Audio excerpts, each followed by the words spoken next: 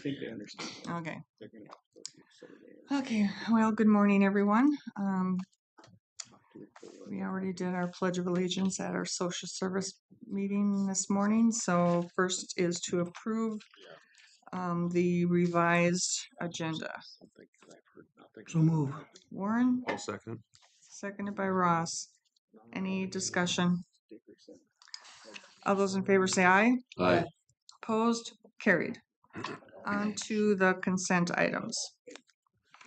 So moved. Gary, I'll second. seconded by Ross. Any discussion? It's a big number for the card purchases. No, credit card, yep. I don't know if That's- there's anything there that's significant. Fraudulent.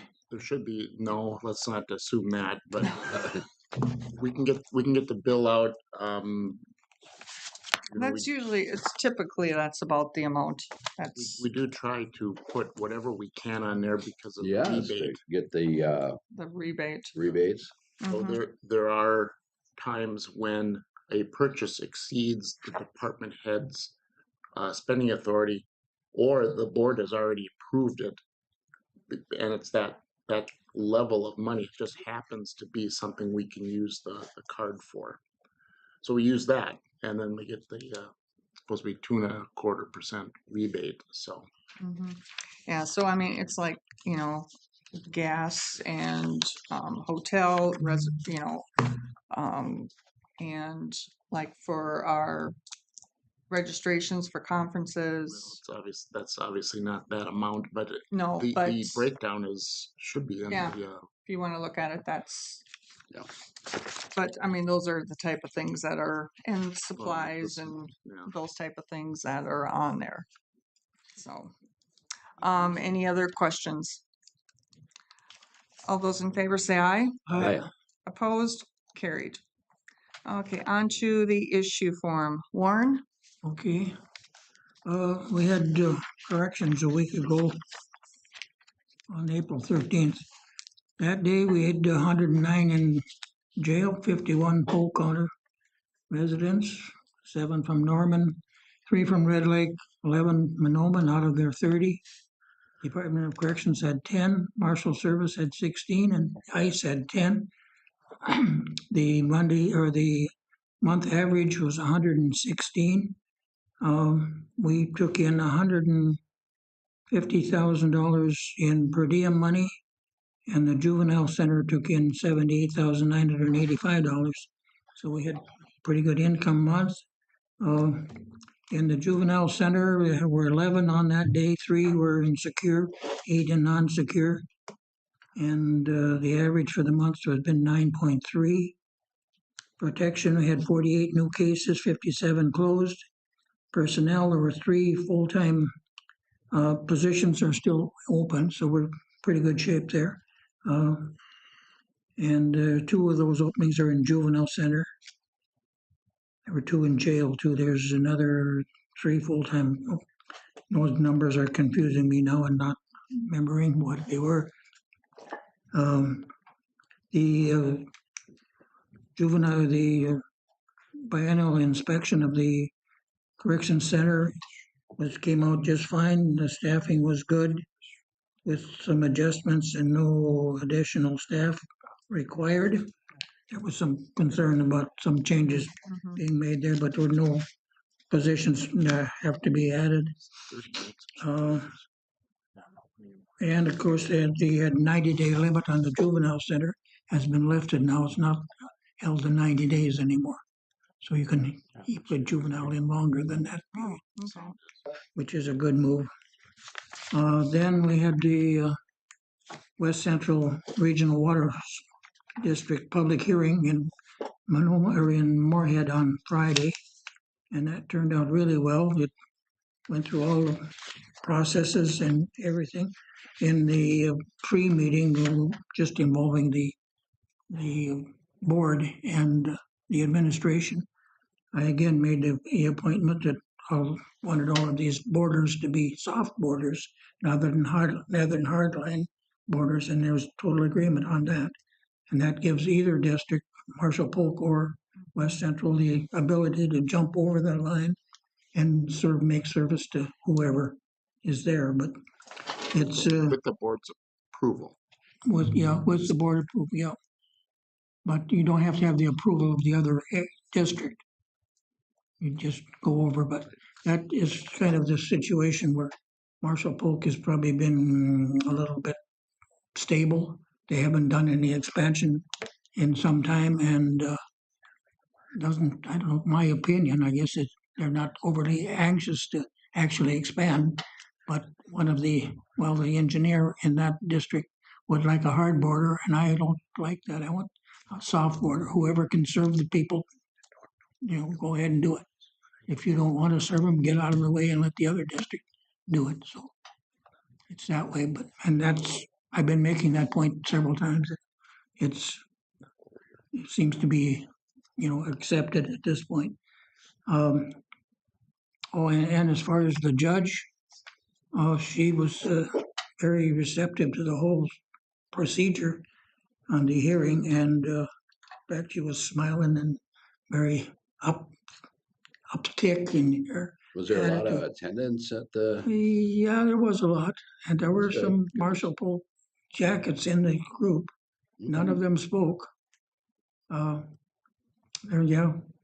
was an incident there I won't talk about here, but there was an incident. It was not the greatest, but that was after the session, not during it. And all went well. The formation of the district was approved right on site there, so everything is moving forward from that point. But it was a nice 3.5 hour session, and it went on. It was very well organized and well done between the attorney and the engineer and the chair of the district. Everybody was, just performed very well. It was all very good, high energy, high accomplishment day. Good. So, enough. Good. Gary? Yeah, I joined Warren at the corrections meeting, and I guess I was really impressed by the rating with the state inspectors, because I mean there was a list of 300-400 things that they're working on, and just a very few numbers that they were following up, and that was all kind of squared away. So well-run operation. Mm-hmm. Occupancy is continuing to stay in low 100s. And I think that is probably good. Tri-Valley then last week, and that involved kind of an update on installing cameras in infant and toddler rooms. Okay.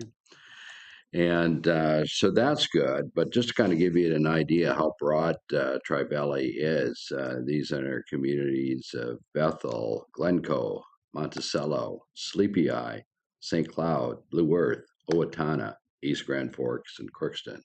So it's all out within the Minnesota borders.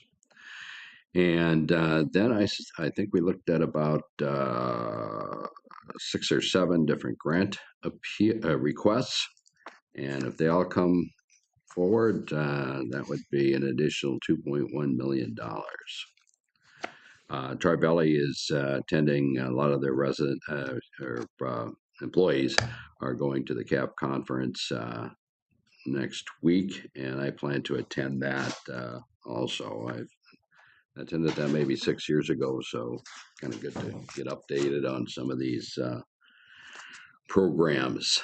I attended the Crookston School Board meeting where they were debating if they were going to close the Washington School, and they provided a lot of information. The county's interest in a couple of things, obviously, is the two programs, I guess, through Tri-Valley would be the Head Start program. We're looking at moving that over to another school, Carmen, and then the FRC. Did I get that right? Mm-hmm. Yeah. is going to have to look at a new location. So we'll see where that ends up. But they did decide to close Washington, so there will be some changes with that. And Troy Valley's basically trying to get something together quickly for the parents so they kind of understand what is going to be happening there. And then yesterday I was at UMC and the community was acknowledging the Nielsen family for over $1 million of scholarship dollars. So, and those are primarily for students from the rural area, smaller schools. That's where he wants that. Very, very generous. And the university did name the new wellness center now, the Nielsen Family Wellness Center. So it's a good day and nice to see people paying back like that. He's a former graduate of the high school there a number of years ago. So good things. Okay, Ross? I had a lot of East Grand Forks school meetings and just a few anyways, but I did get, I am on the East Grand Forks task force for the proposed school bond referendum things. And part of that, we had a meeting with just the agricultural community. And it was a really good educational and really good discussion on how a proposed bond referendum would affect the ag community as a whole. And I think there was 15 or more farmers there from the community within the district, and there was it was really good. And I think everyone there left with a lot more information than they walked in the door with. And so that was a really good one. The regular task force meeting was the next day, and where we went through the community survey that went out, and this company identified needs within the district and stuff like that. And the task force kind of went through and decided what we thought were important for the school, and that will be presented to the school board hopefully in May at some point. And then I also attended the school board meeting where, on a completely separate subject, the East Grand Forks schools obviously running in budget issues like a lot of schools, and they were proposing to make some staff cuts and activity cuts and stuff like that to meet budget constraints. And there's a lot of people there that voiced opinions and very respectfully and such. And I also spoke on behalf of some people and advocated for, giving kids with these activities a chance with, fundraising with themselves and stuff like that. But it was all really good and informational meetings. But other than that, that's all I had. Okay. So, well, both Warren and Gary did not mention the Township Association meeting. Oh, of course. You should be able to report on that. Very good speech there from Yeah. representing the county. Thank you, Joan. But yeah, so, Mark Lansford was on there. And I think, because of ag being such a, important part of our county, talking about the tillable land evaluation methodology, I think, was really good. And then Sam was there and talked about election, and then Rich talked about the redetermination of the county ditches. And then Lucas Faith was there and gave a presentation on the water district. And then I did my monthly radio program and had Santo One Watershed meeting, and like the other two watershed districts that I had meetings with, going over our grants and projects that have been completed and making sure that grants that are coming to an end, that the money is being spent.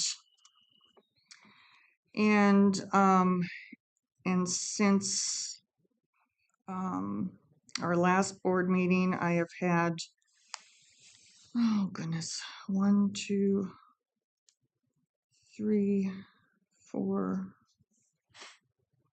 5, no, 4 MAFPA meetings. Uh, and one of them was actually in person, and that was regarding the case review. So we went over the review a document that Hennepin County used, and kind of crossed out the parts that would not pertain to the state as a whole, and kind of changed some wording in it. But we're still pushing to hopefully push the case review to be handled at the state versus the county levels, because first off, it's the cost of at the county level, if we have to do it, and also just workforce. We don't have the workforce, and currently the way the law states is that every case has to be reviewed, and so we're pushing that also has to be changed. It was interesting yesterday, one of the meetings that I was on, and they're phasing out the active efforts training, and they're going to a more culturally responsive training, but it'll still include some of the active efforts training, which will not start until either the end of June or beginning of July, and keeping in mind that this act goes into effect January 1 of 27. So we're, looking at, 5 months to get, workers trained. And so I asked of, how are we going to be able to get all workers trained? Because the training will be online. It'll be 2 6-hour days, cap of 25 people, for each training. And their response was that they feel that they will have 90% of the workers trained by 12/31 of 26. And then someone asked, well, what about the other 10%? And, their question did not get answered. So, everything is still really up in the air. And then let's see, I had 1, 2, I only had 2 long-term service and support meetings. And one of those, actually there was discussion that Senator Abler was going to bring a floor motion, including 7 of the items that 7 of our committee recommendations. We don't know, like, bringing it from the floor, how much possibility that has. But, it's kind of, if Senator Hoffman believes in it, it'll pass. If he does not, then we don't have a chance. So he's kind of he's the person that will decide on things. Very political. Yeah.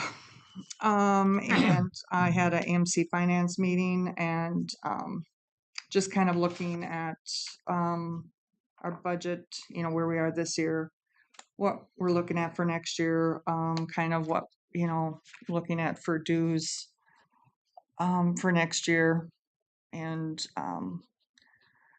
we'll be meeting again next month to kind of maybe, come closer to some ideas for numbers. Does it make sense to probably get into something like a 3% annual increase or something We've like that? we've kind of talked about, doing like a set, but I mean, we know that going forward, the counties are really going to have some big struggles going forward. And, and it's like where, some of our dues too come from our affiliates. I mean, like, um, like our administrative groups and our public health groups. Well, their dues are also paid by our taxpayers. So it's all, the funding all comes from taxpayers. So, just being cognizant of that. I went East Polk Soil and Water, and there was discussion for a WACA application that the board denied. It's a landowner that they've had multiple issues with. We'll correct it, and then 2 weeks later, the issue is back. So, and I had AMC Board of Directors. Went over kind of where we are with our strategic planning, had a legislative update, and then also, talking about kind of like the climate and stuff, that working with Braver Angels again to do a training with elected officials and also employees, government employees, of how to deal with when you're dealing with an upset resident client, what's the best way to handle them. So, and then also too, I did hop on the AMC ledge update yesterday, and that was kind of the same as what we had at our board meeting on Friday. So, okay, Stacy, Morning. good morning. Morning. Okay, I don't need any action today, just conversation on, we are revising our capital asset policy or updating it.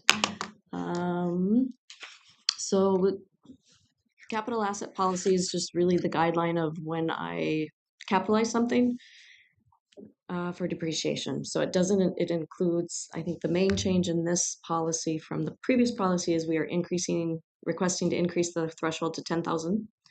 So that we are not capitalizing items that really have no material difference to our financial statements. And with the rising costs of things, it makes sense to rise it. It is also kind of the standard right now in looking at other counties, is they're raising it to $10,000. So really, this just outlines when we capitalize something, it's a general policy of differentiating repairs and maintenance to improvements. And it isn't an all-encompassing list of items, it's just a general guideline. So there's still that point where we are looking at the item that was purchased and determining, are we going to depreciate it over 20 years, 15 years? And then that is kind of using how we're depreciating all of the items. So this is just really for anything $10,000 and over in those buckets that get depreciated over the life. So we still, for fixed assets, so like for your chairs and your tables, we still are tracking those items. We're just not depreciating them. So we still have a fixed asset inventory list, which includes these items. It's just these are the items that we are depreciating over the lifespan of the item. And if an item that we are depreciating gets sold or taken out, we remove them from the fixed assets and the depreciation schedule, no different than if a chair, we just don't have the depreciation to deal with. So general fixed asset just gets tracked and disposed of, whereas the capital fixed asset has to do with the depreciation and the accounting for that depreciation over its life cycle. Do you have questions or other clarifications that I can make for you? So then, like the snow plows and mowers, they go on the fixed. They are capitalized if they're over $10,000. Mm-hmm. So if it is less than $10,000, we're going to still put it on a fixed asset inventory list. But if it is over 10,000, we are going to depreciate the value of that. And there is a separate section in your financial statement showing the depreciation. And then there's just another set of books that track that depreciation of those assets and the useful life of them. Separate from that. Mhm. Let's see. And then I think like when we do bulk purchases, so say we replace every computer in the county, we would probably, because we purchased them all at the same time, be required to also capitalize them, just because it was such a large purchase. But normally you wouldn't capitalize a computer because individually it's not worth the tracking and the effort to go into doing that. Mhm. Yeah. And then like all the equipment that's put on like the sheriff vehicles, that's separate from the vehicle itself, or is it all included as one? Those are, so a vehicle, whether we lease it or buy it, is capitalized. Mhm. It goes on that capitalized list, and then we would depreciate it out either between 3 and 8 years, I think is what the policy says. Mhm. So I would say probably 8 years for the higher end vehicles. We would depreciate that out. But again, it's on the inventory, fixed asset inventory list. It's just over here, we are accounting for the depreciation and the life cycle of that asset. Mhm.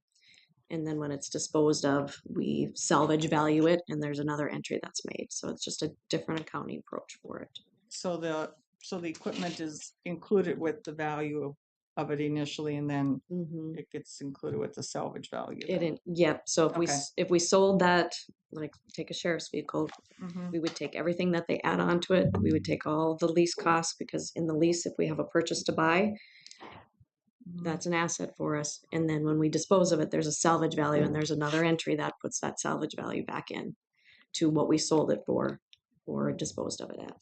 It's just another set of books Mhm. Okay. versus tracking chairs and the flags are probably on a fixed asset list and we're tracking them. It's just we're not capitalizing and putting them in the financial statement Mhm. Okay. is kind of that difference. Any other questions? And okay. Okay. All right. So we'll bring it back next meeting for formal adoption, and then we'll go from there. Good. Okay, sounds good. Thank you. Yep. Mhm. Okay, Jake. Morning, everyone. Um, Exciting presentation today. Gary will be there on Friday. On Friday? Perfect. Do I you will- want me to email you the I gave packet? I gave him You the got it? packet. I have Joan's packet, Perfect. I will be swimming. swimming. Tropical swimming. Mhm. Good. I'm not sure which tropic, but someplace Someplace. Wherever the plane lands. wherever the boat is. The boat. Oh, that's right. Cruise. So this is a public hearing, so I don't know if you want to open the public hearing here. I think it's 10.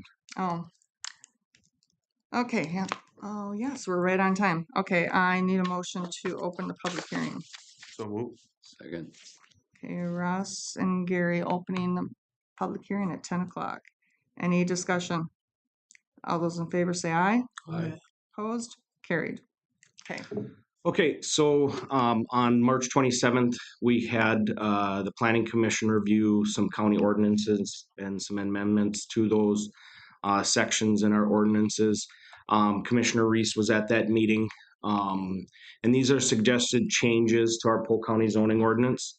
We discussed those, had a public meeting as well at that March 27th at our facility at the Crookston Transfer Station. There wasn't any public interaction with this. Obviously, it's something we notice out in the papers, to all our county papers, and it's really a notice that goes in. Find the website or come to our office because it's a lot of language in there. A lot of people aren't versed on what section 22 is in our ordinance or section 3, so try to spell it out. But this really was that notice to our intent is to amend the Polk County land use zoning ordinance. This is even typos. So the first one that we're proposing is a typo in our subdivision section. That was just a clerical error. Who knows how long? Probably since the beginning of the ordinance. It's really having to do with surveys and the standards of surveying in our ordinance. So we'd like that to tie to the actual intent it was supposed to, and that's 22.5000. Section 3. Probably about 7 years ago, we did a major overhaul in Section 5 in our ordinance. Section 5 deals with variances. We weren't in line with some state statutes with what we considered as the prior term hardship to the state statute term practical difficulty. They're very interchangeable definitions, but we failed to update hardship to practical difficulty in Section 3, which is our definitions. So definitions and definition of a practical difficulty is as used in connection with the granting of a variance means the property in question cannot be put to a reasonable use if used under the conditions allowed by the official controls. The plight of the landowner is due to circumstances unique to the property, not created by the landowner, and the variance, if granted, will not alter the essential character of the locality. Economic considerations alone shall not constitute a practical difficulty if a reasonable use for the property exists under the terms of the ordinance. No variance may be granted that would allow any use that is prohibited in the zoning district in which the subject property is located. And the most important is probably that last line regarding you can't do a use variance. We can't allow you to operate a commercial business on a agricultural property if that's the only district it would allow you to do. That's not a variance. That's a rezone. You have to do it in that district. So that's the last statement is probably the most important of the practical difficulty standards. So we would like to amend that in our ordinance to take out hardship and align it with Section 5 and put practical difficulty in our definitions. Last year, we added a fee schedule for a change of use. Change of use was something that is in our Section 4. Section 4 of our ordinance talks about duties of the zoning administrator, what we permit, what are applicable items that a landowner would do that we need to permit. So in Section 4, we did have the language change of use. We just never defined it. We did add that to our fee schedule, if you remember, for, let's say somebody had a shed and they wanted to convert it into a house or a dwelling of some sort. We're calling that a change of use because they're changing it from a shed storage use, which is defined in our ordinance, to a dwelling, which is also defined in our ordinance. The thing wasn't defined was change of use. So we would like to add that change of use for clarity. And so a change of use would read, a change of use occurs when the purpose in the structure changes in a way that requires compliance with other zoning ordinance regulations. It generally involves modifying a space so that its new function requires higher performance criteria than its original purpose. An example would be an existing accessory structure which is converted into a dwelling. Minor structural improvements that do not increase the structure's square footage or change the use of the structure are not a change of use, but could be a structural alteration depending on the scope of work. We're just defining that sometimes we get caught in the middle because they're not needing a permit technically if they're working within the walls, right? So they're not adding square footage to a structure. Well, you don't need a permit to do that. But if you're changing the use of a shed to a dwelling, then obviously that's why we're defining it that way. You need a permit to do that. So we get caught in the middle that, well, there's two dwellings on a property now, or there's a dwelling that there shouldn't be a dwelling because it doesn't meet the minimum lot standards. So really a clarity thing on the change of use. These other ones I'm going to breeze past because they're not entirely new sections of our ordinance. Section 13 is our agricultural district section of our ordinance. So if you're in the ag district, our planning commission felt we should kind of align with when state building codes take into effect for sheds, and that is a shed greater than 200 square feet in size. We had this standard in our ordinance that no permit shall be required for a placement of a single-story accessory structure that is less than 100 square feet in size. We're looking to amend that to 200 square feet in size. And that would mirror anything under 200 square feet. You don't have to technically follow building code. Like if you wanted to do a little lean-to or something that you construct in between 4 trees or whatever, technically you're okay to build that. But no permit would be required then, just in our agricultural district. So not in shoreland, not in floodplain, not in any of our overlay districts, but just out in our general ag district, no permit would be required. Still needs to meet structural setbacks, so still needs to meet the ordinance guidelines. You can't put it right up against a roadway or something. But no permit would be required for something under 200 square feet in size. The other standard, any questions on that? The 100 to 200 square feet? Pretty clear. Makes sense. Yeah. And then section 13.7020, this is really talking about an accessory structure and using that in a home occupation, some type of a, let's say you had a shed and you wanted it to be a yoga studio and you wanted to operate a home-based business. If you remember, we've amended our ordinance last year to take out some of the limitations for agricultural parcel size and shed sizing. We used to group parcels in our ag district from 10 acres and under. You were allowed only X square footage of accessory buildings. We've since removed that from our ordinance. Now, this was one of those that tied into some of those tables that we had that we've removed. So we're removing section 13.4240, which was removed a year ago, and replacing it with 13.4210, which is a standard in our ordinance that deals with lots that are under 1.5 acres. That's the only lot size in the ag district that we regulate your shed sizing on. So all the other ones we took out of our ordinance. And then adding general regulations with home-based business, and that is section 12.3048.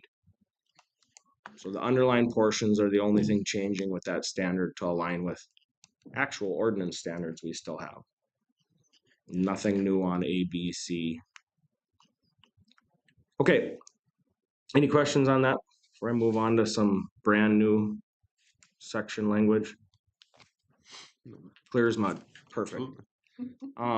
So new sections, section 12 is general regulations. It covers all those districts, so ag district, and then you have your overlay districts. So shoreland is special rules that goes over the top of any ag district that follows a water body. Now, topographic alterations, so we do issue land alteration permits. We do those in our shoreland district and our floodplain district. So those already have their own set of standards for land alteration.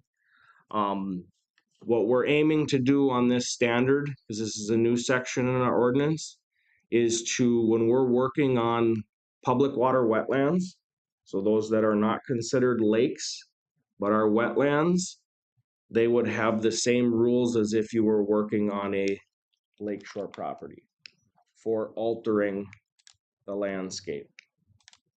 Now, all that means is that they need to file the appropriate permits with our office to manipulate within 50 feet of the wetland, and or depending on how much fill outside of that 50 feet as well. So these are mirroring our rules that we already have in place in our shoreland district to put them for public water wetlands. So anything the DNR classifies as a public water wetland. It's not a loophole. We've been doing this practice and actually issuing these land alteration permits on wetlands for the last 10 years. It's just a matter of now we actually have it in our ordinance where we're following our rules instead of best management practices, which is how state statutes reference it right now. Again, this isn't new language in our ordinance. This is mirrored from our shoreland. It's just putting it on those other water bodies that aren't considered lakes. So questions on that? Joan, you have a lot of those in your district. I know. So again, it's not replacing or reinventing anything because we are required to do best management practices on wetlands. This just gives us some guidelines that these are the rules. You can't clear 400 feet of your shoreline, because you only own 500. You only need to manipulate half your shoreline. with WACA rules and all the other federal Well- rules that apply. Yeah, and that's like, in my forum that, the Soil and Water District, the board just denied a WACA application because, it's a person that they've had issues with before and they go and, clear it up and then a couple weeks later it's back. This is on a water course, I'm assuming, not a. It's on a lake. wetland? It's on a lake. Okay. So, but there've been multiple issues in different locations with this person, so. We have our characters too. It's like interesting. So, I mean, again, we're just trying to be consistent and we will have to work with our soil and water district wherever it falls. Most of it's out east, after you hit the beach ridge, but, it's just a mechanism to really have standards for these on public water wetlands. And there's some large public water wetlands that probably should be lakes, but that's DNR's thing. They're actually going to be reclassifying those probably in the next 5 to 10 years. Yeah, I mean, I think some of it we're really not gonna have much of a choice. I mean, it's gonna, and, for some of them too, I mean, you can't get close enough to them. I mean, that they're wet that, for you to be able to even get close to them with equipment is usually not feasible anyway. No. Yeah, and really when people are developing on these right now anyway, we're already working with them on how are you going to access the lake? Where's your spot? Where's your spot you're going to get to? You have to find that high spot that drops pretty drastically within the 50 feet of the lake, or else you're not going to have a chance. You're not clearing 400 feet of cattails. It's not feasible. You won't be able to use the water body at that point. So Yeah, it's, and I mean, I think the only way that people are gonna find out about it is by someone doing something wrong. Yeah. And then word will spread. yeah, and really we use best management practices right now. That is the setbacks on public water wetlands are very vague. There's not a number in our ordinance. It's what we feel is adequate to have it run off a building and not just right into the water. Well, it'll be pretty darn close at that point. So we have to use discretion at every site we go to. So when you're there for the building, you might as well be there for what you're altering and what landscaping stuff you're doing, so you don't go out there and it's all the way to the water and 500 feet of, then you're in a WACA violation and technically an ordinance violation at that Right, point. yeah. I mean, one thing just leads to another, so. Moving on from that one, my last one is fencing in the floodplain. This was something that's been brought up for a number of years on some of these DNR work groups. Is really our aim with this in these standards is not to have somebody erect a fence that would have the capability of directing flow to neighboring structures or properties. So chain link, those types of things are your option in the floodplain. But privacy fences and things can't direct. You would have to construct them where you're going up to at least base flood elevation plus 1.5 feet, that would be the bottom of your fence. So on privacy fences, not to direct and block water from flowing to some other neighboring residence. So these standards are really just for fencing in the 100-year floodplain. Has to be adequately anchored and meet BFEs and floodplain guidelines. Questions on that? Ross, probably affects your district more than anybody else. And Warren. Only thing I can think of is I know people have put up structures to help stop debris, from floating into their yards and stuff like that. And is this Diking and stuff like that would No, it's still not be like, allowed. just even just a chain link, but I suppose that would allow water to go through anyway, so it probably wouldn't affect this. The But water is the big thing that we don't want it to divert away, like you building a brick wall and which would technically be a fence at that point. I just know Um, people put up temporary, I'll call it, it's not even a structure, just a temporary chain link fence almost to keep debris from- floating up into their yard or Yep. lands, things like that. And would that be no. Okay. No, it would stay aim at something that would actually stop alter water. the flow of water? That's correct. And that would be even if you spaced boards, that would technically divert water and stuff. It's a touchy subject in my area. Chain link would be just fine. Chain link allows the water to go through. It's not going to create a rise right next to you. Water's going to be able to, well, you could argue, depending on how much debris does collect there, but, as long as you're not impeding the water flowing through it. So It would have to be pretty intentional to. So that's why I read B, especially like looking at the concrete and brick, and then I look at C. So if you put up a concrete fence or a brick fence, how is that not going to direct the flow to a neighboring? but you'd have to move down to D, E, and F. You'd have to build it so that water would have to flow underneath it. So at that point, you wouldn't be doing brick or concrete. So that standard where it says flood resistant materials talks about, okay, so let's just say we have a slope, right? Mm-hmm. And the floodplain goes to here.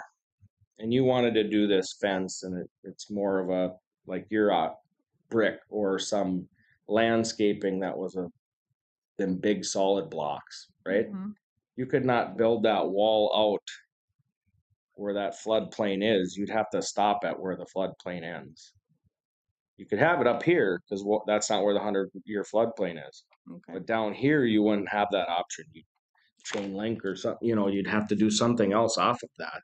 Okay. Or you wanted to do a privacy fence and you're on this huge slope, floodplain's here, and you said, well, I'm just going to do my privacy fence up to that point, and that's your privacy fence. You'd have to stop right there. Okay. So on flat ground, like you're talking about, your option would have to be your privacy fence starts this high off the ground or this high off the ground. Or, site's not really a privacy fence anymore, 4 feet off the ground.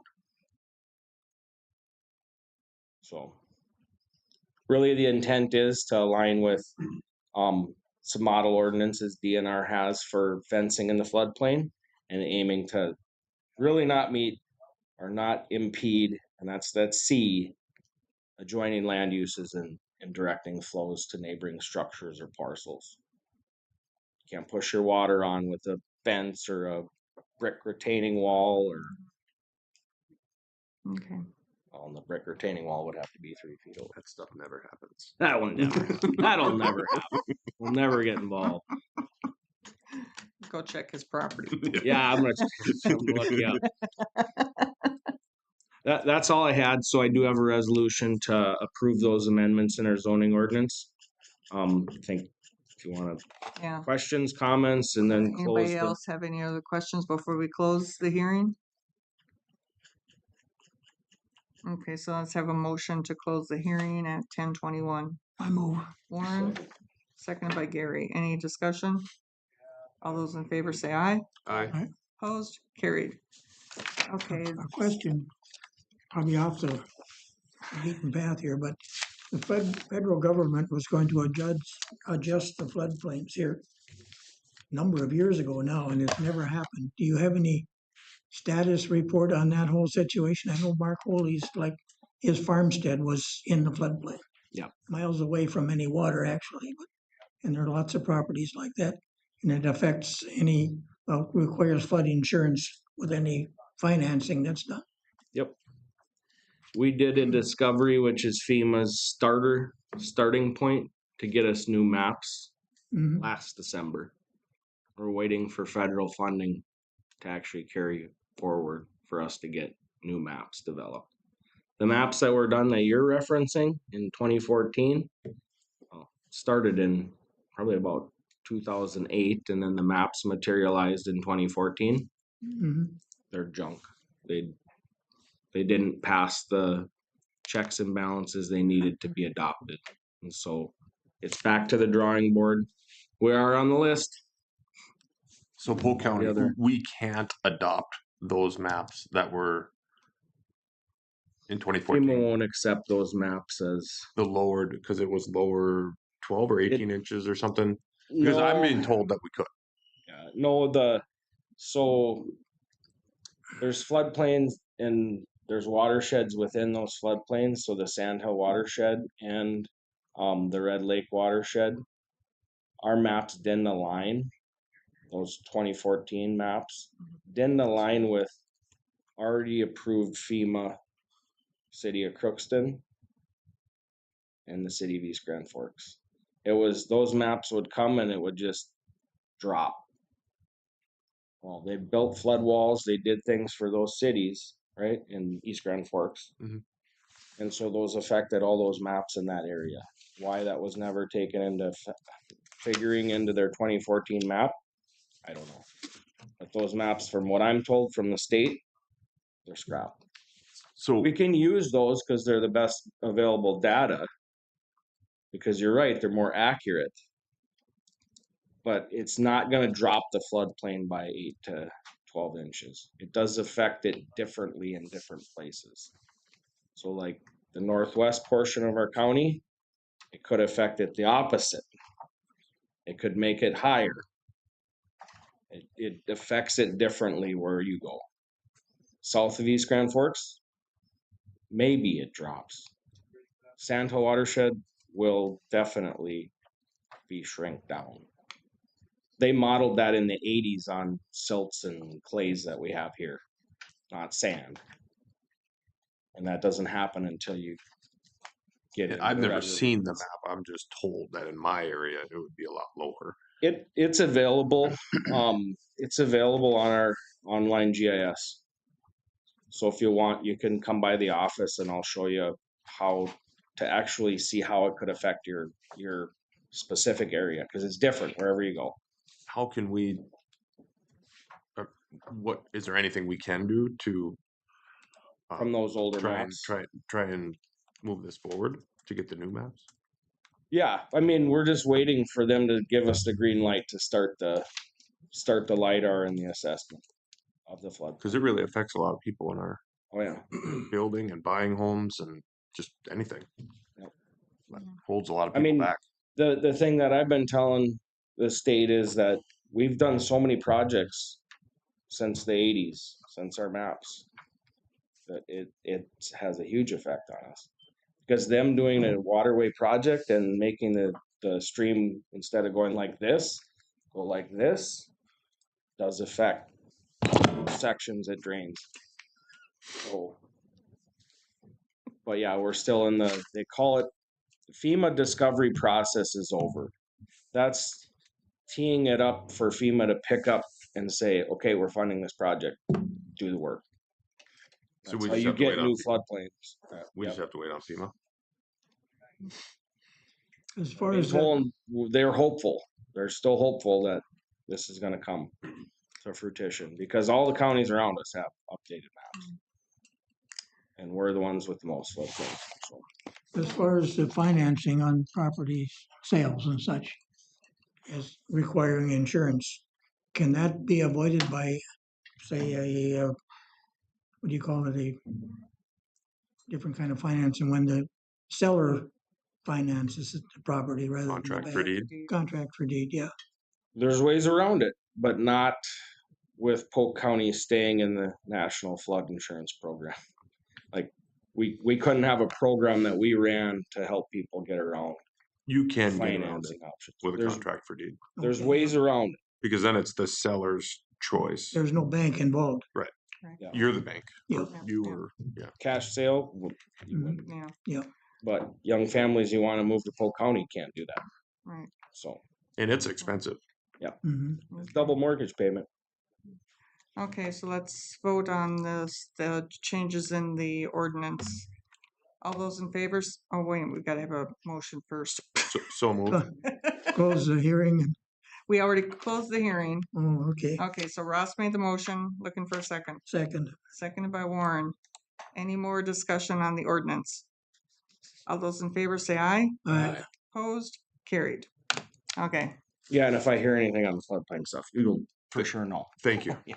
Yeah. Appreciate that. Cause I'm waiting to. okay, thanks. Okay, come on up, Dana. Well, we brought Silas back. 'cause I you was guys just like trying to think of what his name was. Silas. All right, thank you.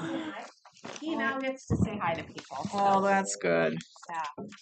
Oh yeah, Ross hasn't had a chance to meet him Yeah. yet. So Silas is our courthouse dog, Ross. He Mhm. works out of the county attorney's office. So this is Marianne. I brought her with. She's our other victim witness coordinator. Yeah.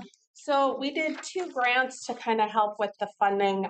Greg was using forfeiture funds to help pay for dog food and all of Silas's expenses.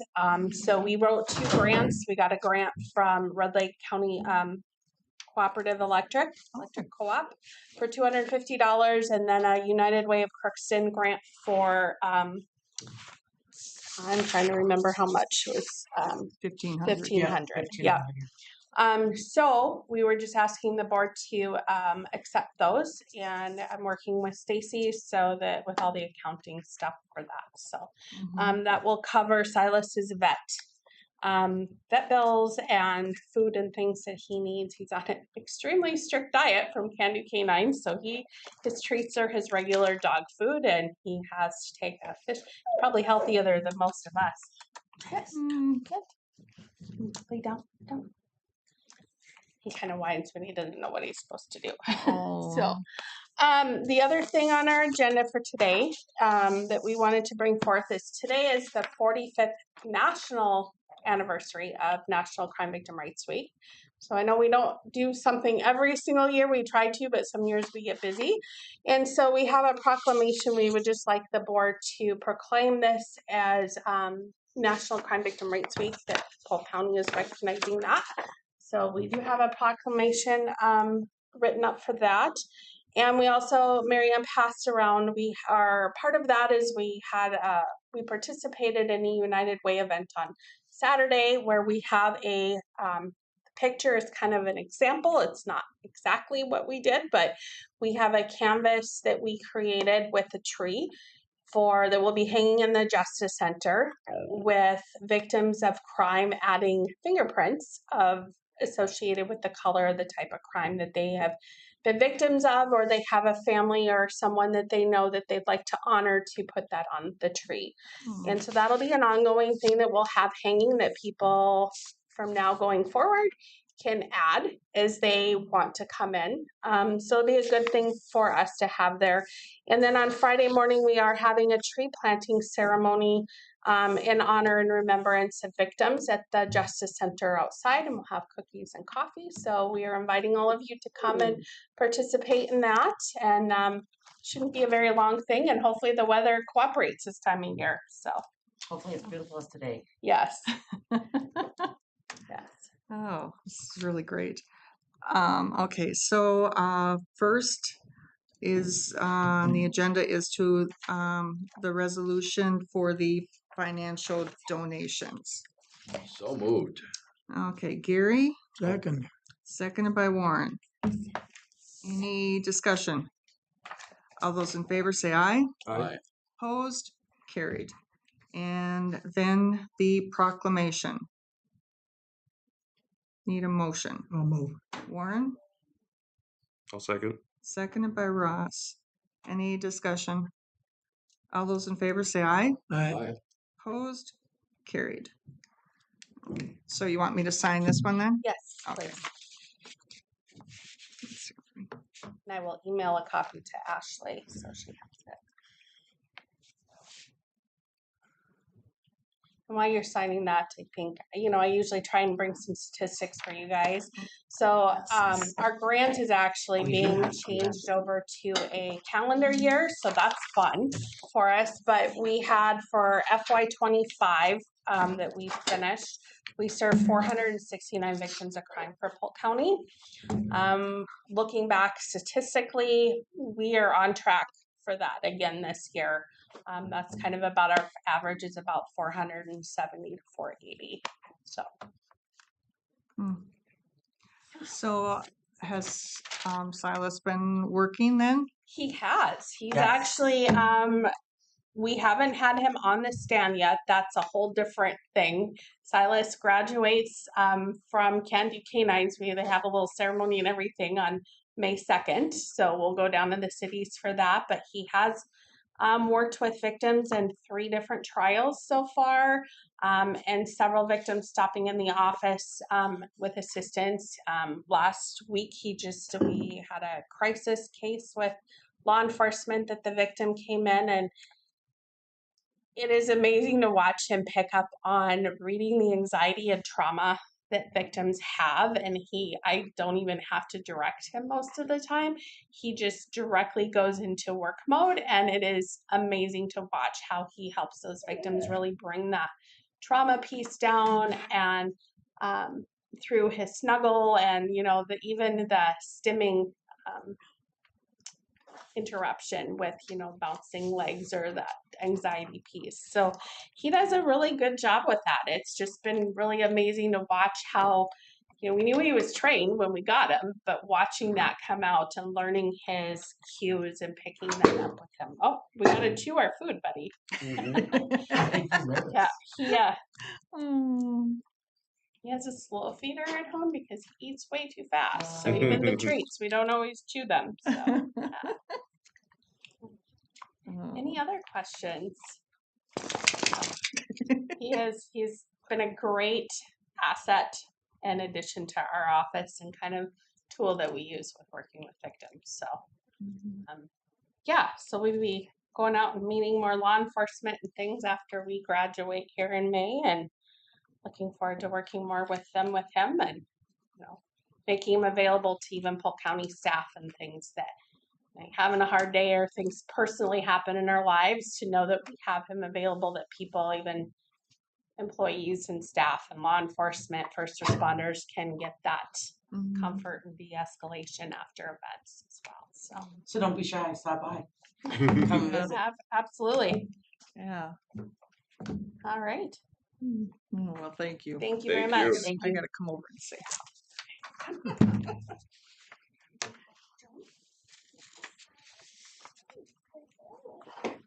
You come see me too? He's gotta go visit everybody. I had a golden retriever many years ago. And he's a retriever lab mix, so That's what we had. golden lab mix. He's a little different. Little different, yes. Yeah. No. I know. We did train him one new little thing. So we do like to do icebreakers, especially with kids and stuff when they come in, and things that he can do. And Saturday he did it with quite a few kids. But high five. Oh, cute. So we used a little thing he already knew and kind of used it to be like a high five. Mm-hmm. Yeah. We're always looking for cookies. No. Yeah. All right. Thank you very much. Thank you. Mhm. You guys want to say hi? Eye on that treat bag. One reason to get treated. Yeah. It's kind of like any excuse. Yeah. I don't have any treats. But I know where they are. He's a little nicer than the sheriff's office canine, He's Yeah. a little different. I haven't gotten to meet Bo yet, so I haven't met the new one. The last one wasn't very friendly. So. yeah. And it's like they never get along with each other. Really? None of ours have gotten along. Let's go. Thanks for coming. You're a little hard to get around over there. Smells my dog. All right. Thank you. Yep, thanks. Okay, now follow that.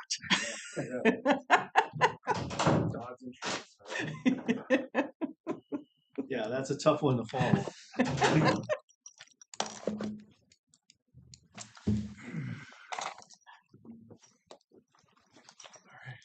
you.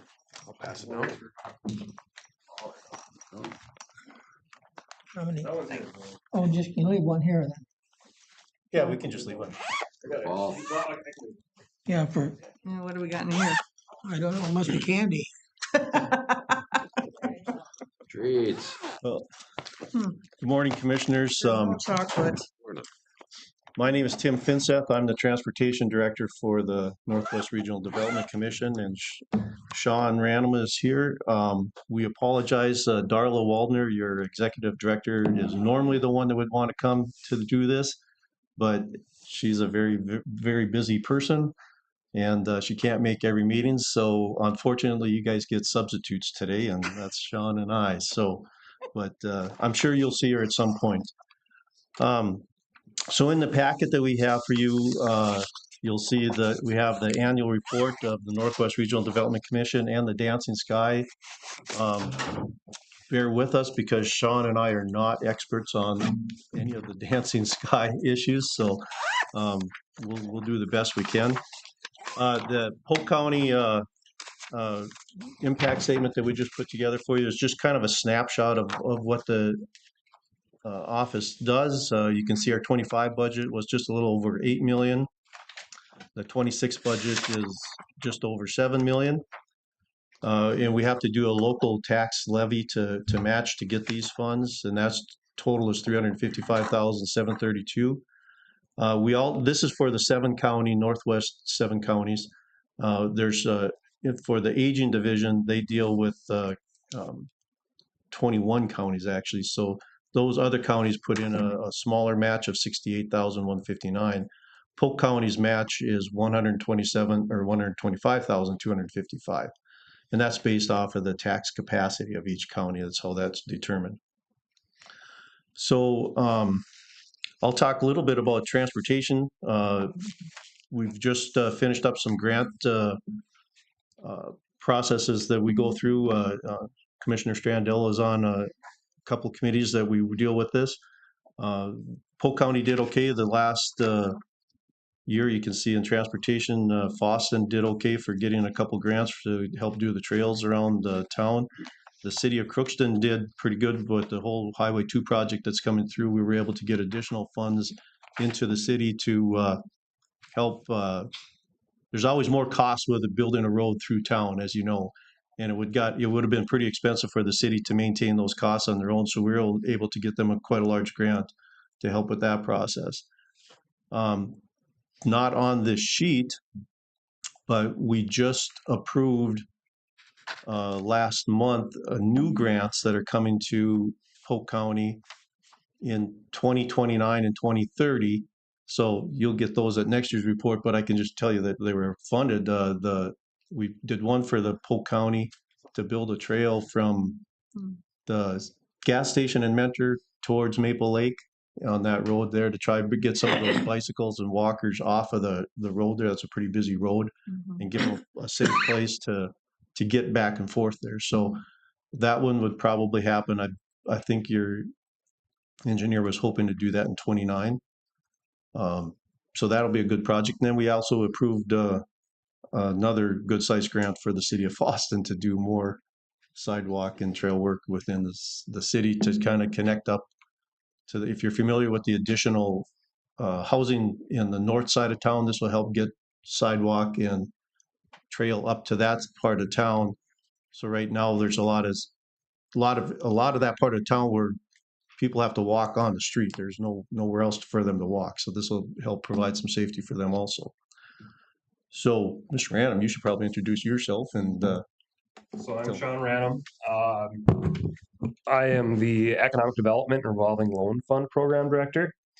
Some highlights that we've had, we've been working in Crookston quite a bit over the last few years on an industrial park expansion project. So I don't know if you've all heard about it. Down by American Crystal, we wrote a grant to the federal EDA, so Economic Development Administration. They awarded us $3.2 million. It's about a $7.2 million project to put water, wastewater, stormwater, retention ponds, lift stations, road, curb gutter through that industrial park so that it can be built on. That construction will be underway next year. Right now they're working on the bidding process for the construction. I don't think that will happen. It'll be completed before the construction season's over. So that would be a 27 build. Right now, they've also received funds for a rail spur that comes off the Minnesota Northern Rail line there. That construction will happen this year for phase 1.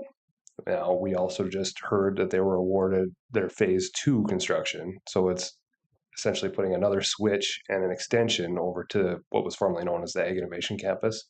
Now Farmers Union owns it. So extending that through the park.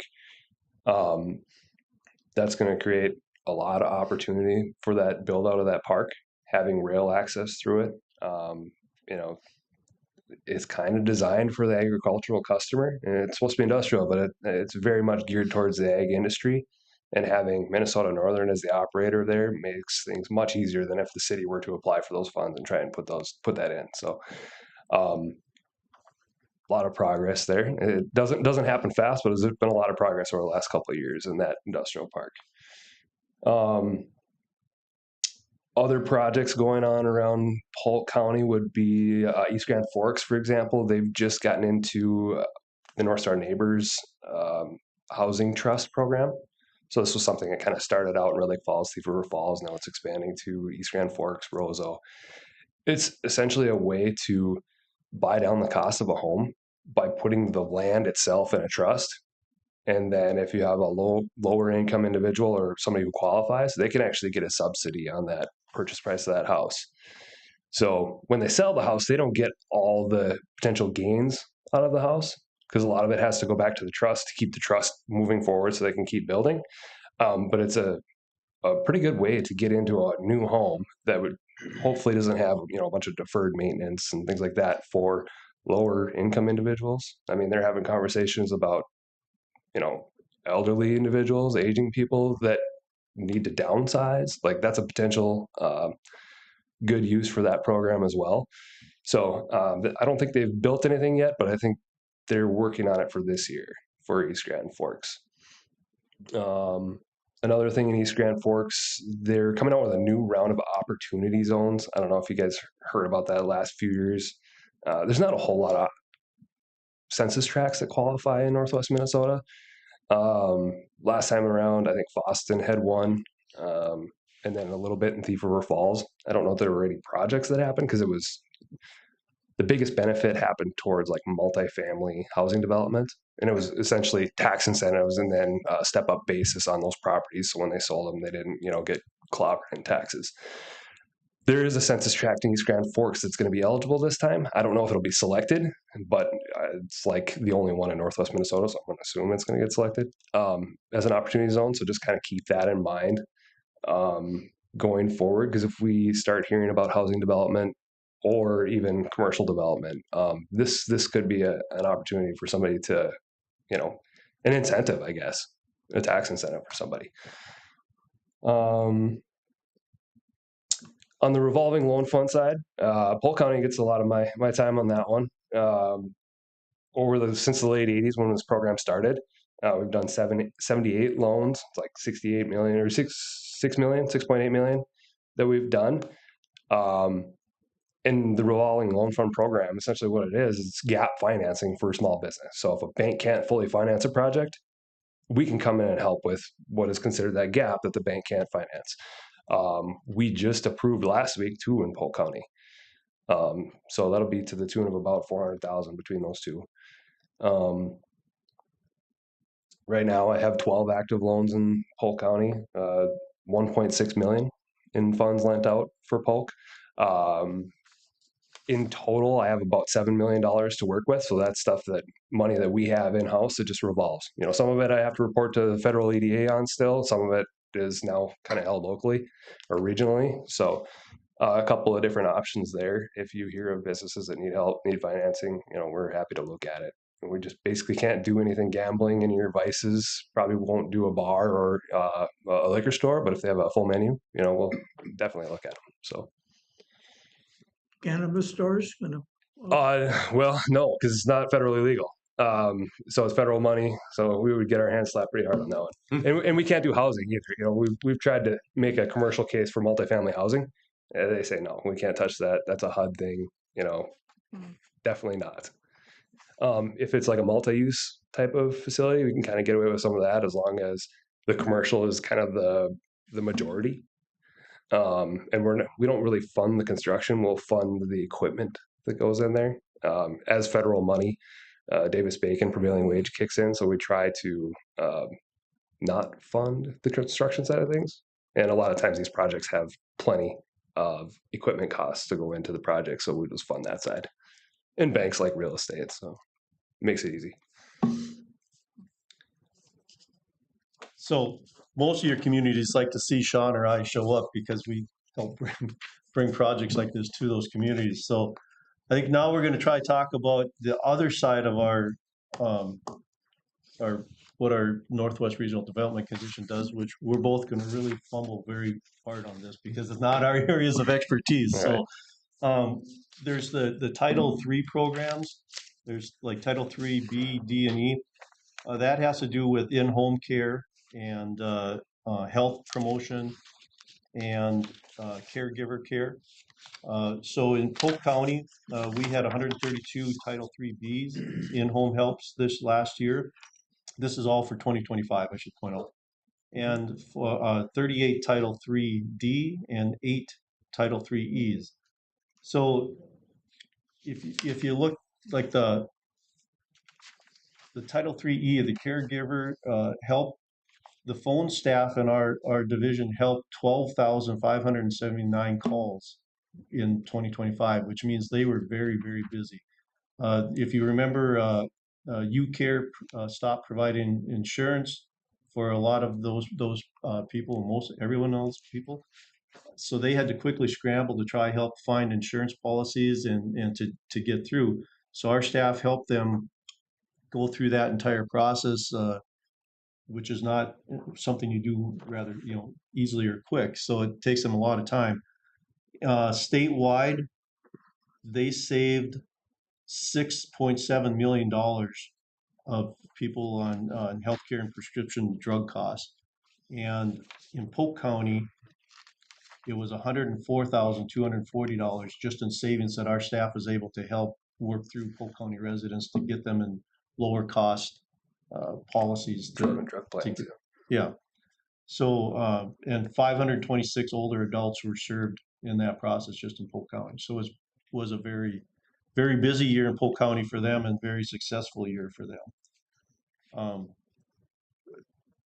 Home delivered meals, I think I said that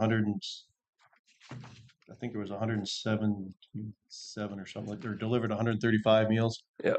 So the home and congregate meals program is Right. one of the Title 3C. So I don't know, it used to be LSS and NSI. Now NSI is the contracted meal provider. So that is run through our office. But yeah, it was 137 or 177 home delivered meals and then congregate. So like they meet in a location. I don't know where the location is here. But there was 135. Excuse me, 177 congregate met in person, 135 were home delivered meals. Right. So your senior meals programs. What was the other one? Oh, the return community. That is another one of our divisions on the aging side of things.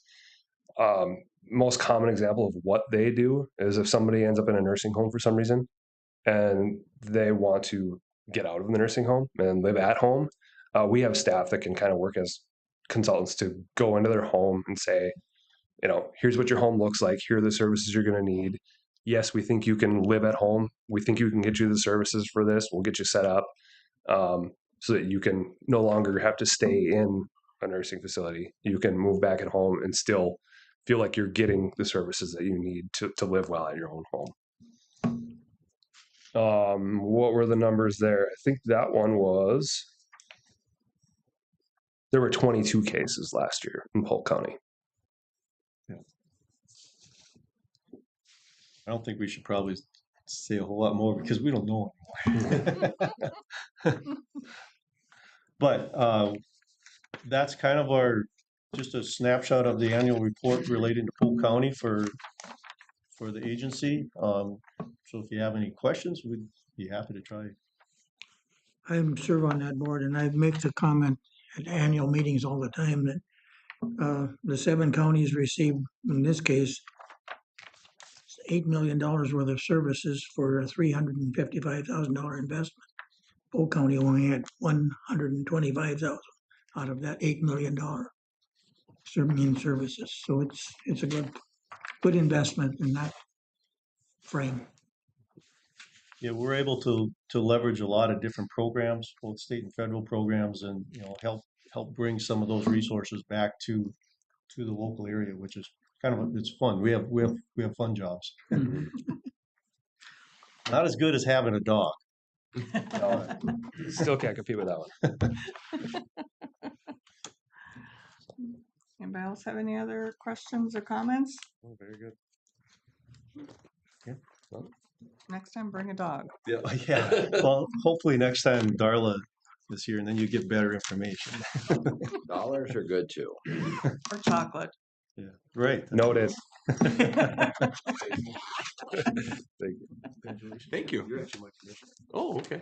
No. Good to meet you. He's trouble. Yeah. Oh. He is trouble. That's all I can say. Okay, John. Scroll down.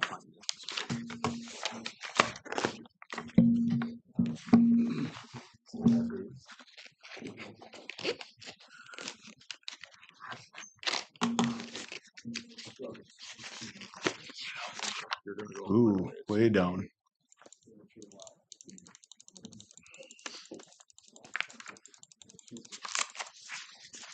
Oh.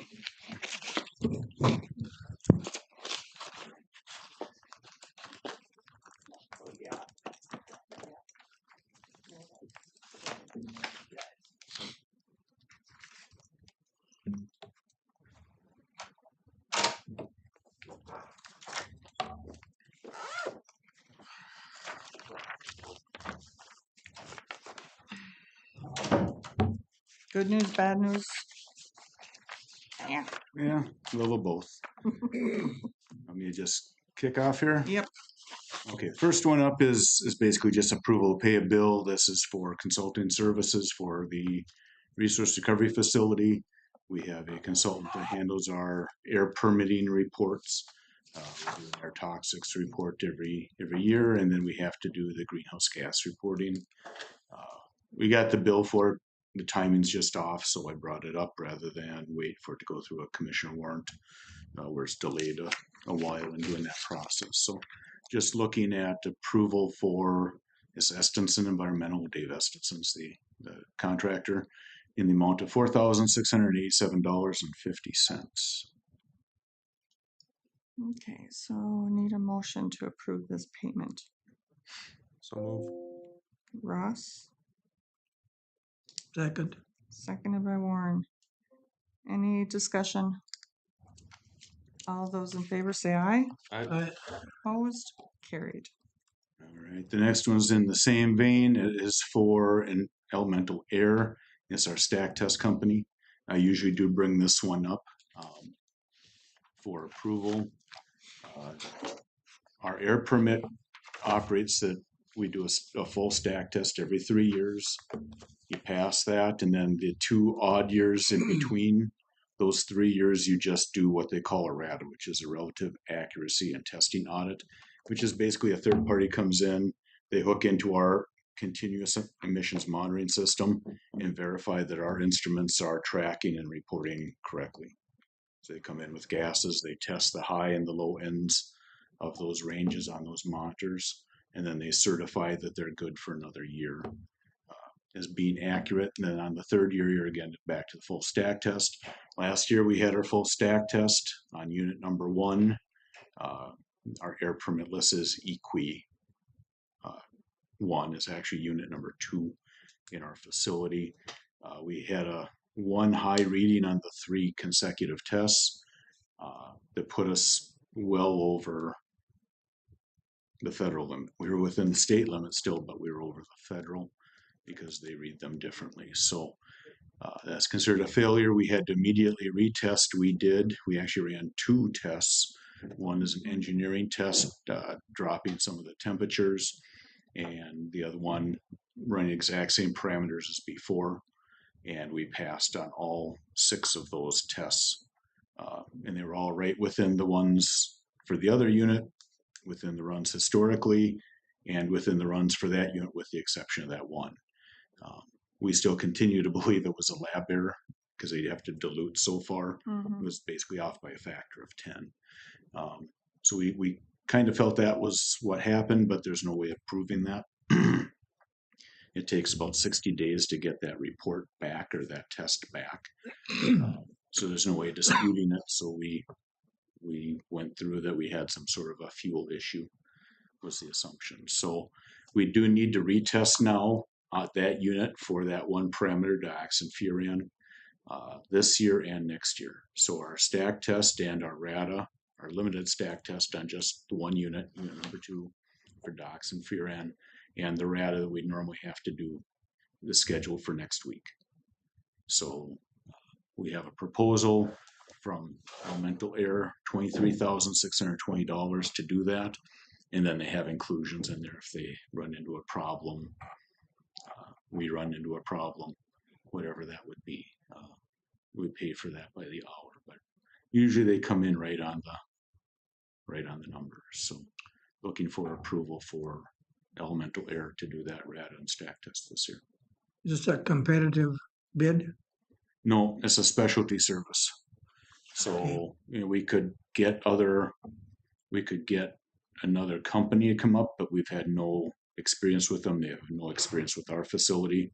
Most likely, whatever they would be able to save out of that is going to be lost getting familiar with our facility and setup. So we usually don't stray too much. Any of the facilities usually don't stray too much between the testing companies. But you're satisfied Yes, they do a great job for us. They immediately retested for us. I think we retested within 8 days, 10 days. When we noticed, or when we found out we had a failure, they were advocating on our behalf. They checked with the lab themselves. That was their first inkling, because there was nothing that pointed to we had an issue. And for whatever reason, the state, when we file our test plans now, likes to pick these things apart really well. So we have our test plan meetings, and they participate in those, and they don't, at least Elemental Air doesn't bill us for them. They're familiar with our facility. And the other issue you have is if you go to that, you have a small window that you have to test in. And, when we do our test, he already has us reserved for next year. If we go to someone else, they may not have us in that window, because they're bumping somebody else to do that. So it just still works a lot better to do it this way. And something this important to have that consistency. Yep. So we need a motion to approve this. I'll make that. Warren, Second. seconded by Gary. Any other discussion?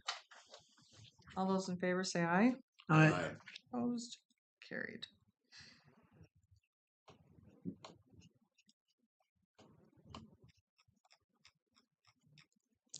The next one up is more of a housekeeping matter. This is we call it Beltrami County Trailer Hauling Contract. We move waste between the 2 facilities in Hubbard County, the 2 in Beltrami County, and our transfer station in Crookston. All go either to our landfill or a resource recovery facility, whether it's the burnable garbage, the non-burnable garbage, the recyclables. They're moving in these live floor trailers. We used to do it independently. We were running roll-offs, some were running trailers.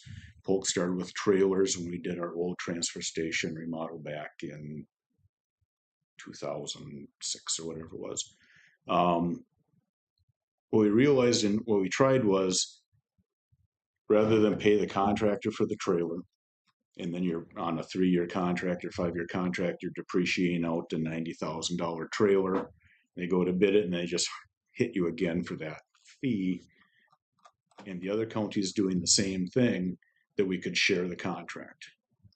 And so what we've done over time now is Beltrami County owns the trailers.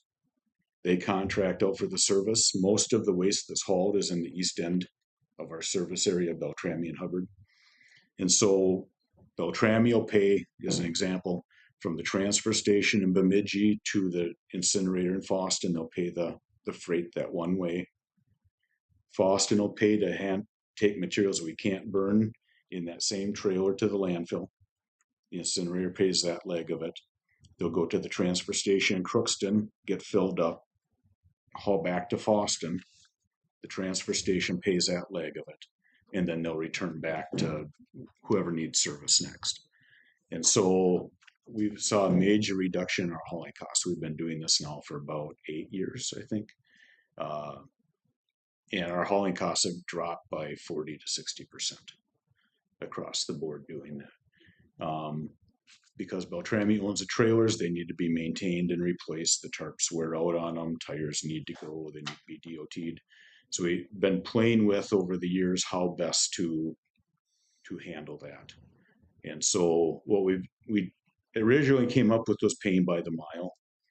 The problem was that the counties that have the furthest distance are paying the most for the repair, but they're really not.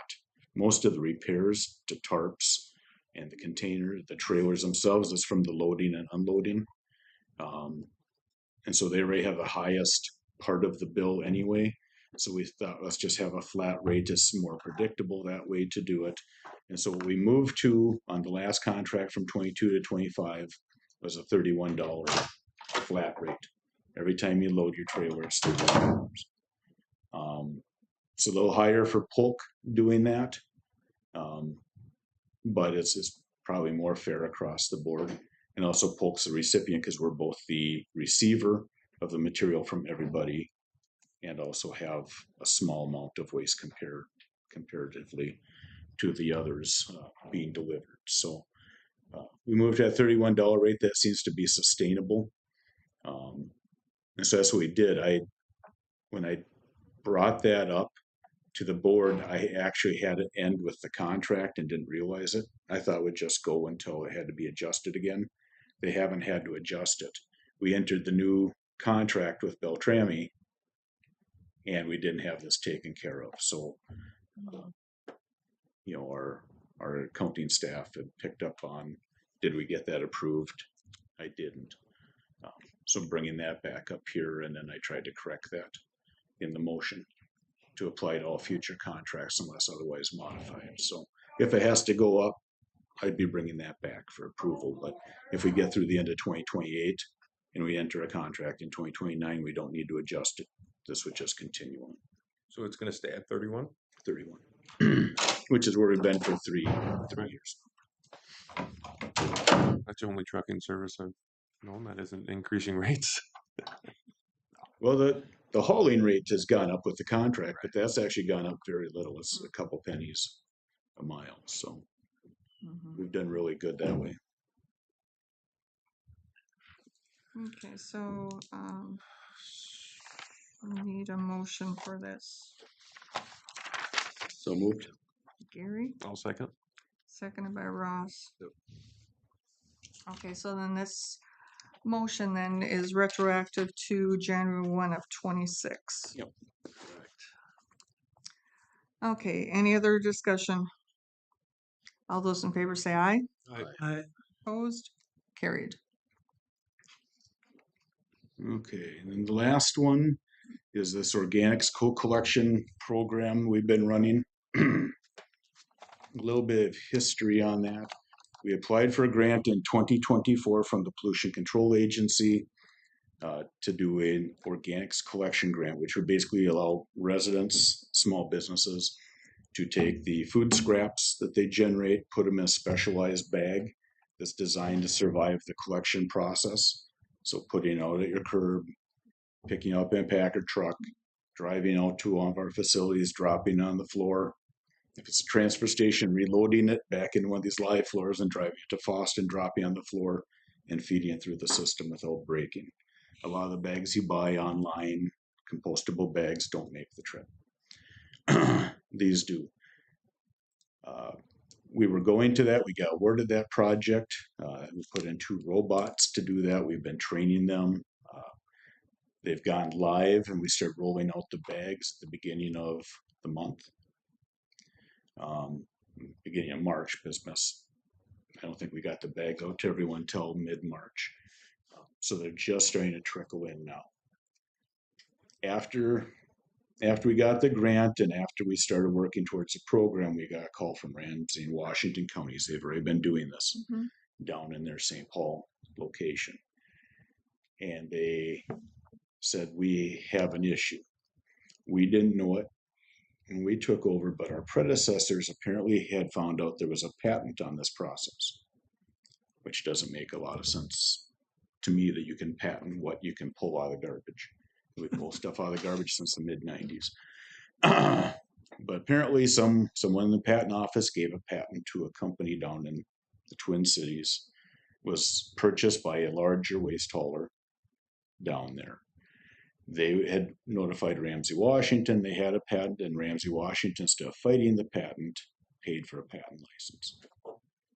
Those people left, new people came in, that's who I was dealing with, they weren't aware of it. I don't know what happened, but one of the attorneys down there realized, hey, we purchased a patent license for that. So they notified us. So our intent was to work under a sub-license that they could issue to us. And so we've been back and forth on that. The state had been looking at doing something with purchasing the patent license or giving us money through a grant to purchase the patent license, which I still have trouble believing is a legal patent. Anyway, we received the paperwork. It's been slow in coming. I just got the we would call it the delivery terms and conditions. There's some things in there that still need to be resolved. I don't know until I do that whether we can actually meet their requirements or not. So we have to have some follow-up. But I try not to drag this out any longer because our program is live now. So I put in here, if you're comfortable with it, authorizing me to execute that sub-license agreement if we can come to acceptable terms and conditions. If we can't, then we may need to go and buy our own patent license, unless we want to fight it. This be a one-time expense or just some annual? They bought a one-time license. So the patent runs out in 2032 or 2033. Mhm. I don't know what the term of it is, if they're 20 years or how that'll work. So that's who you'd have to go to get that. Ramsey Washington, because they bought the license, is able to issue sub-license. That means you have to operate under their program, which means we'd have to ship our material to them. So really what it comes down to is it cheaper to do that or is it cheaper to buy the license? Well, I mean, then that defeats our compost. No, we still have a whole bunch of stuff going to our compost facility. This would be the bags. Yeah. What then? Yeah, I have the same. How was the city of Minneapolis able to do it then? They get a sub-license from Ramsey Washington, all their stuff there. Okay, because I mean they've been doing it for a number of years. Well, it's about a year and a half now that Ramsey Washington's been doing theirs. I believe it's Minneapolis has been doing it 2. longer than that. Putting it in the garbage. It was a separate. See, that's if you collect it separate, that's different. Yeah. So if we put a cart out at the curb just for organics, you wouldn't need a license for that. Okay. What they patented was as I understand it, they patented the concept of putting a bag of compostables into the same cart as the bag of garbage, and then letting the robots pull them up. I looked at this program back when it first came out.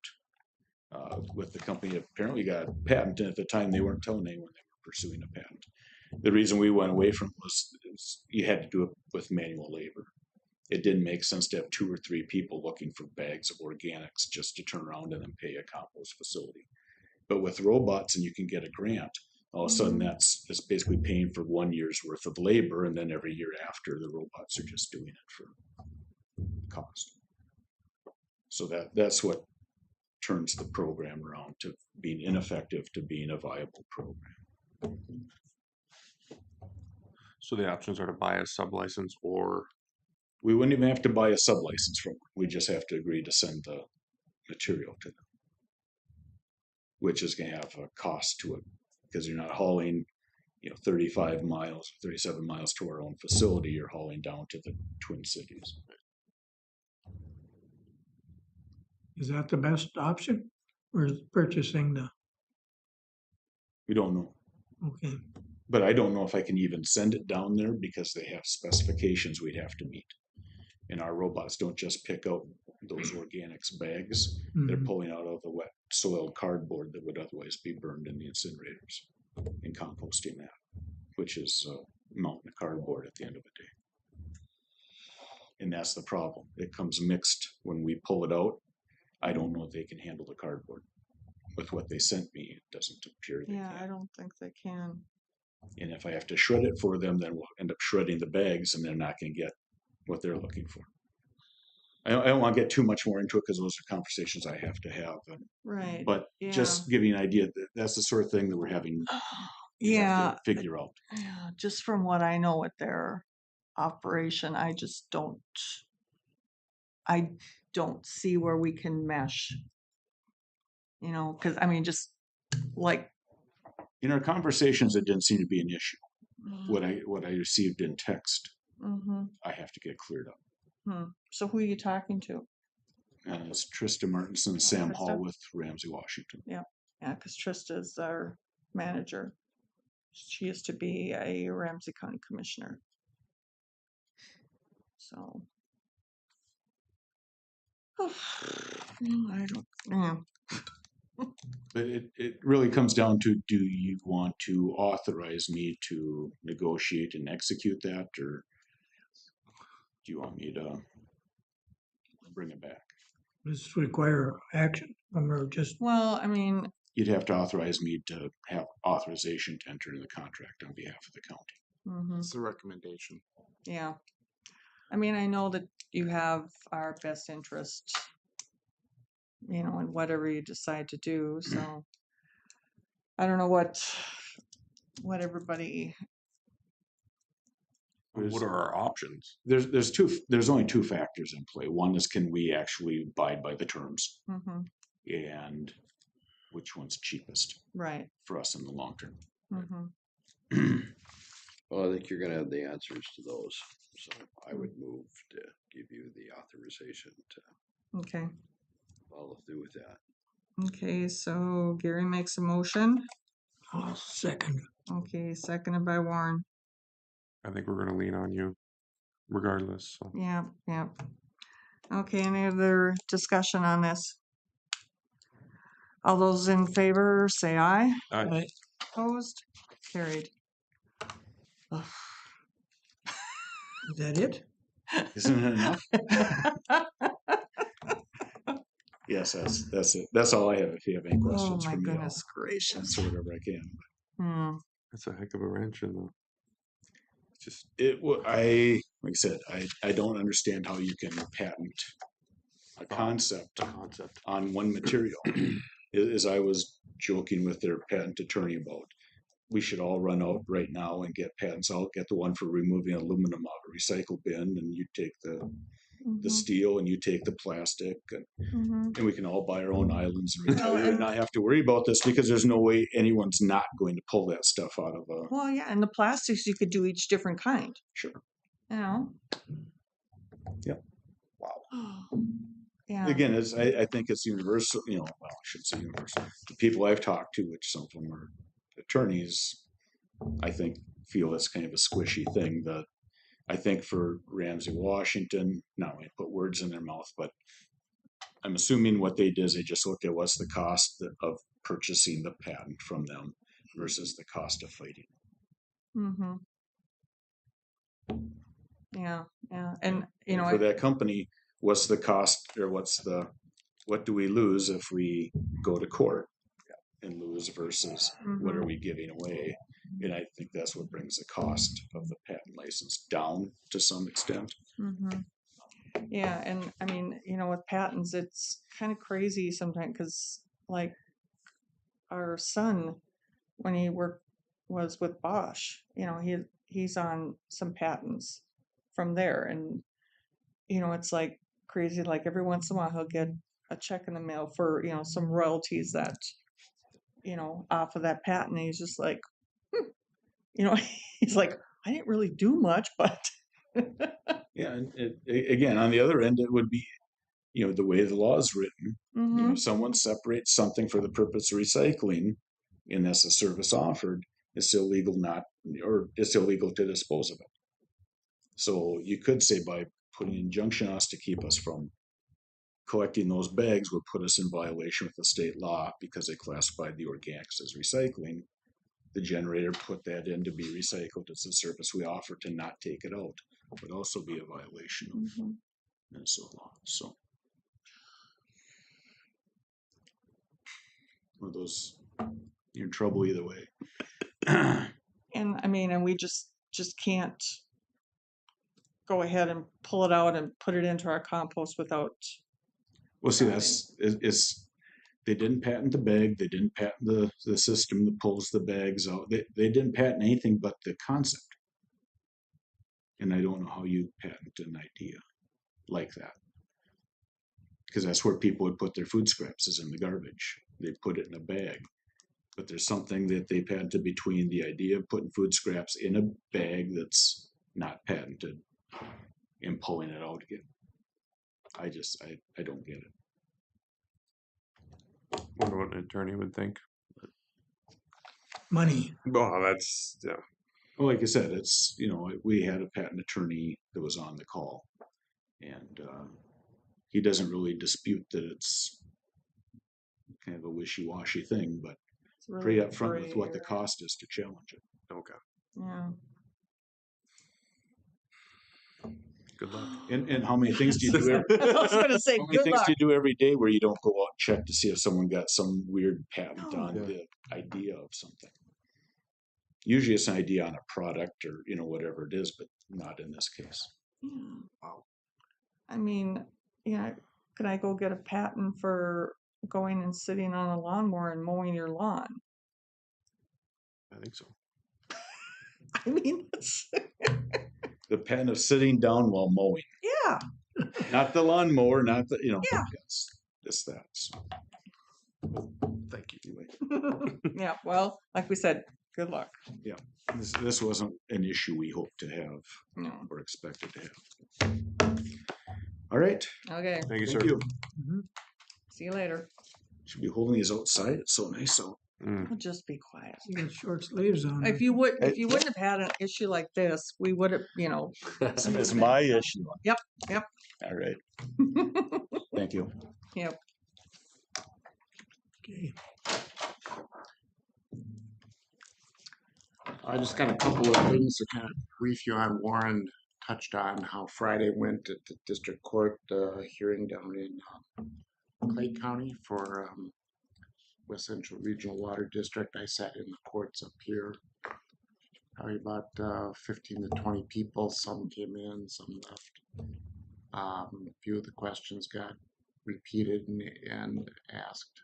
The video screen, it was very difficult to see with the presentation, but the folks in the Justice Center seem to be fine with the proceedings. It went 3 hours. So yeah, as Warren said, the judge concluded that she's going to approve whatever needs to be the final position of the court on this, and I imagine we'll get some paperwork on it, or the group will get some paperwork on it here eventually. So it went pretty well. You were there, saw it firsthand, as opposed to what I could see on the video. But and there were a number of people online too. So just kind of looking ahead. The group meets next Monday, like they always do, but the current composition of the district board is your appointees, including Warren and Paul. And at some point that'll switch. This is kind of that transition board, but I don't know how long that's going to go on, but someday that'll probably get addressed, and then you'll be just appointing non-commissioner members, and I'm sure we'll hear about when to do that. Yeah, I think we'll probably want users to be on that board. Yeah, Mm-hmm. yeah. I saw Brian there. I forget the gentleman who from Beltrami that is the other board appointee. I don't know if he was down there. He wasn't at the Justice Center. Brian Evenson. Well, Brian was there. I could see him on the screen, but Okay. the other appointee, the one from the Beltrami area, Engelson. right? Mm. Yeah, I didn't see him. So No, I he don't- wasn't. He No. wasn't there. Okay. Then just a couple of things. I don't have anything to act on, but it seemed I think I should bring this up and let you know about it. Working with Apto and Stacy, we did review the Tyler software again. Apto has kind of pared that down to get all the HR payroll stuff out of it and get the costs refined. We had some of the other staff sit in on that as well. We're gonna look at the other bidder that we got a few years ago, BS&A. We'll look at them on Thursday and see where that goes. I think the way the Tyler thing went, if it ends up being if they're the choice, then we probably want to follow up. I think my takeaway was that while we kept seeing the product, we didn't quite hear or get into how it would roll out. And I think we want to know that before we commit. So hopefully have something back to the board on that. I think the plan was May. I'd like to kind of get us to a point where we can select something so we don't interfere too much with the start of the budget process, which is coming up. And Stacy is still working on that and trying to get the 2025 audit done. So there's no shortage of stuff going on over there. She does now have somebody coming on board as the assistant, which will be a positive. A woman from Grand Forks getting her CPA at UNB, and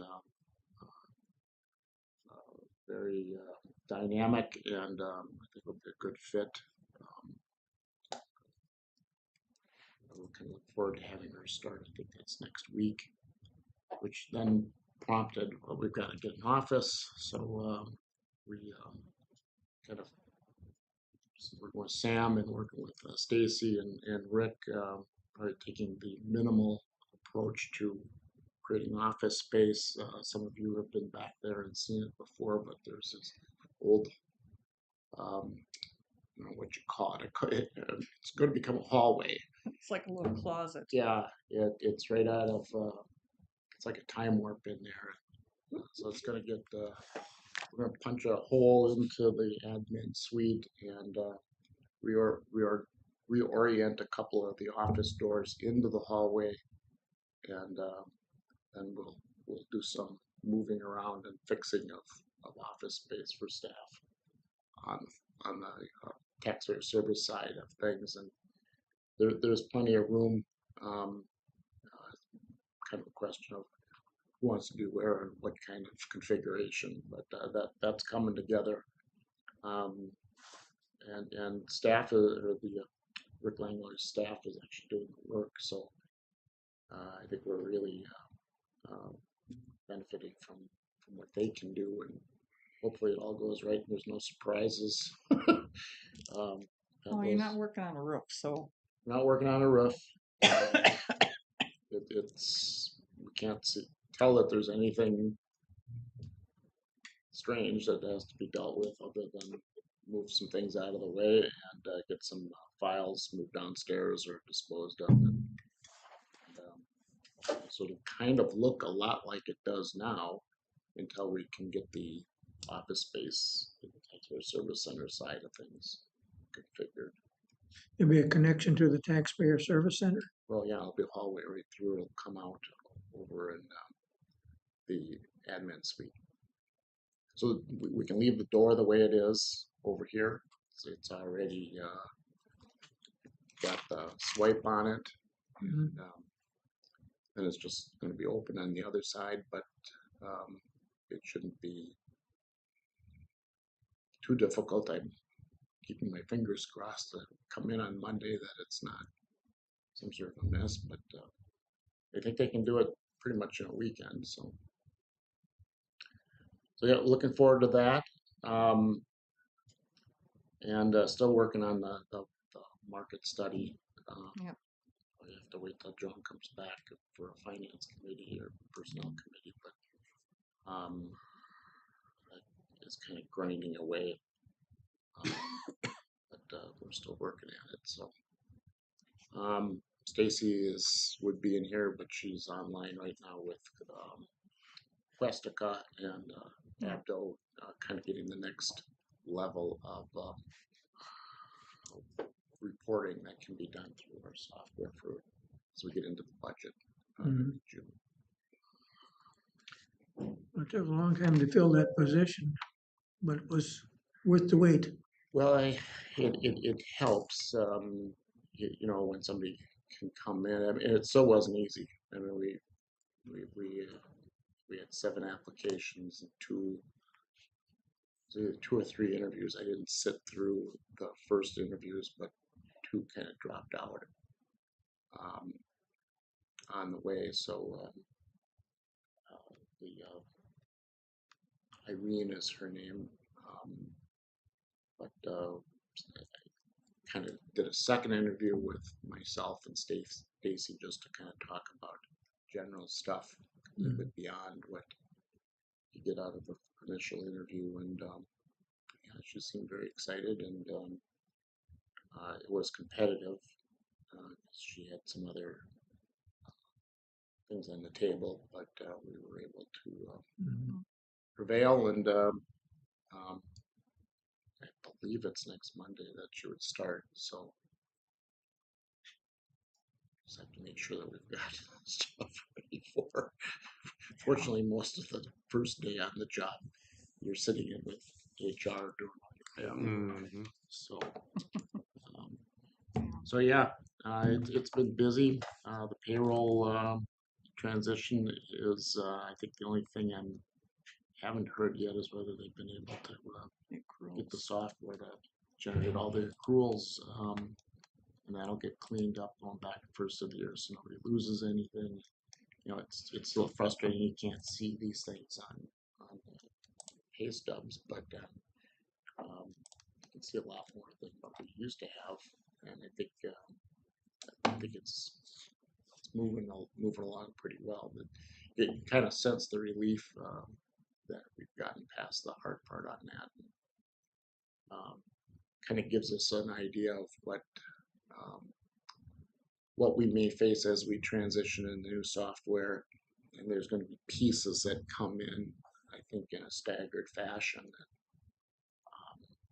We can always look ahead now, and the discussion earlier on the CIP policy with Stacy on capital items is going to be a very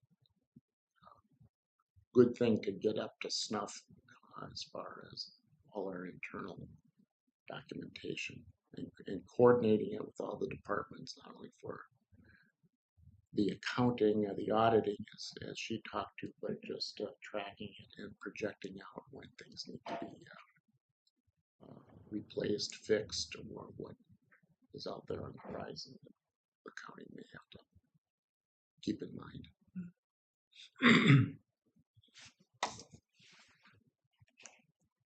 And of course, making sure everything is properly insured. Yeah, first off with that, it's actually on the list. What's that? Make sure it's actually on the list. Well, yeah, I think we've got some opportunity there to really get something solid in place. So I don't have anything else unless you want to chat about that or else on your mind, or everything else on the agenda. No. Anybody have anything?